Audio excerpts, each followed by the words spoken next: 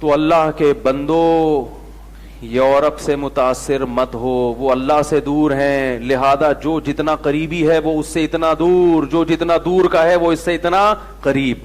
سب سے قریب اللہ ہے، وہ اللہ سے سب سے دور ہیں.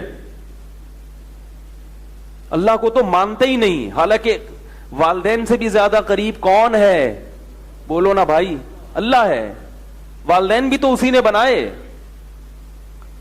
والدین کے دل میں محبت کس نے رکھی ہے؟ اللہ نے. آپ یہ کہہ سکتے ہو یہ تو نیچرل ہے. نیچر کوئی چیز نہیں ہوتی خود سے. نیچر بنانے والا کون ہے؟ اللہ ہے. یہ جو گورے کہتے ہیں نا نیچرل ہے، کہ یہ نیچر کر رہی ہے، فطرت خود کچھ نہیں ہوتی. فطرت کو تخلیق کرنے والا کون ہے؟ اللہ ہے. کتا وفادار ہے، اس کی نیچر ہے. بھئی یہ نیچر بنائی کس نے؟ خود سے وہ وفادار بن گیا. شیر بہادر ہے، خود سے نہیں ہے، اللہ نے اس میں بہادری کے سافٹ ویئر انسٹال کر دیے ہیں اور پھر اس کو اسی بہادری کے حساب سے پورا جو ہے نا باڈی دی ہے. یہ اس کی علامت ہے کہ کوئی ہے جس نے بنایا، اور جس حساب سے بنایا ہر چیز پھر اسی حساب سے ڈیزائن کی ہے. اگر شیر خود سے بہادر ہوتا تو اس کی ایک ایک چیز اسی بہادری کے حساب سے نہ بنتی. شیر کو اگر بہادر بنایا تو اس کی دھاڑ بھی ایسے جیسے بہادروں کی، بولو نا یار، جیسے بہادروں کی دھاڑ ہوتی ہے. تو اللہ تعالی نے والدین کے دل میں اولاد کی محبت رکھی. یہ نیچرل اس لحاظ سے نہیں ہے کہ خود بخود ہے، اس لحاظ سے نیچرل ہے کہ یہ نیچر بنائی کس نے؟ اللہ نے. ورنہ یہ ضروری نہیں ہے کہ جو جنے وہ محبت بھی کرے. سانپ کی مادہ بھی جنتی ہے مگر اپنے بچوں سے محبت نہیں کرتی. سانپ کے انڈوں سے، سانپنی کے انڈوں سے جب بچے نکلتے ہیں تو سب سے پہلے وہ کس کو اپنا دشمن سمجھتے ہیں؟ ماں کو. بھاگتے ہیں وہاں سے.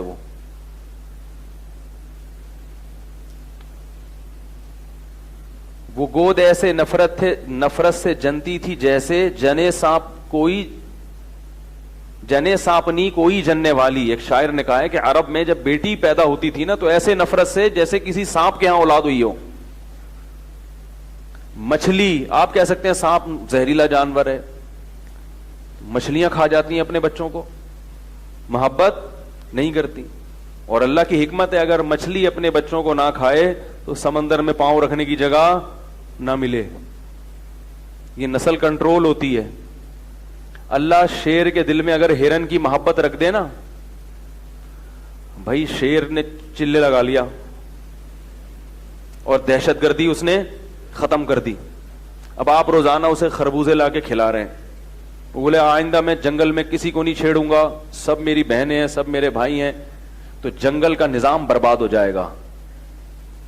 گورے کہتے ہیں جو ان کے ماہرین ہیں کہ جنگل میں درندے اگر ختم ہو جائیں تو یہ جو ہرن ہیں یا یہ جو 12 سنگے ہیں یا دوسری نسلیں اتنی بڑھ جائیں گی کہ جنگل میں گھاس پھوس کا نام و نشان باقی نہیں رہے گا. اللہ نے جنگل میں درندے پیدا کیے ہیں ان جانوروں کی جو گروتھ ریشو ہے اس کو کنٹرول کرنے کے لیے. کنٹرولنگ سسٹم قدرت کی طرف سے پہلے سے ہے. فیملی پلاننگ کی مدد کی آپ کو ضرورت نہیں ہے. یہ فطرت میں ٹانگ اڑانے والی بات ہے. فیملی پلاننگ سسٹم جو چل رہا ہے اس سے نقصان ہوگا.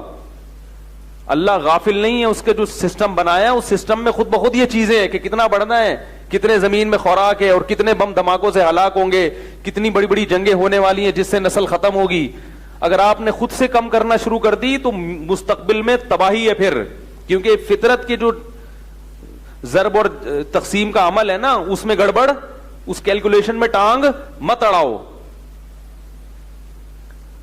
تو اب دیکھو شیر کے دل میں اللہ تعالی نے جنگلی جانوروں کی نفرت رکھ دی. اگر محبت رکھ دیتا تو معاملہ خراب ہو جاتا، لیکن اپنے بچوں سے بڑی محبت کرتا ہے، بہت زیادہ. کیوں؟ شیر کے گروتھ ریشو بہت کم ہے. اگر اللہ اسے سانپ کی طرح بنا دیتا تو جنگل سے شیر ختم ہو جاتا. ایک صاحب کہنے لگے پھر ڈائناسور کیوں ختم ہو گئے، اتنا اچھا سسٹم قدرت کا چل رہا ہے. میں نے کہا انسان نے دنیا میں آنا تھا، اللہ چاہتے ہیں یہ زندہ رہیں وہ مر جائیں. اگر وہ اب تک ہوتے ہم یہاں بیٹھ کے خطاب نہیں کر رہے ہوتے. کیا خیال ہے بھائی؟ تو کھا چکے ہوتے انسانوں کو. تو انسان کے آنے سے پہلے بہت زمین میں اللہ نے رد و بدل کی ہے تاکہ انسان کا اکرام ہو. اصل یہ زمین بنی کس کے لیے ہے؟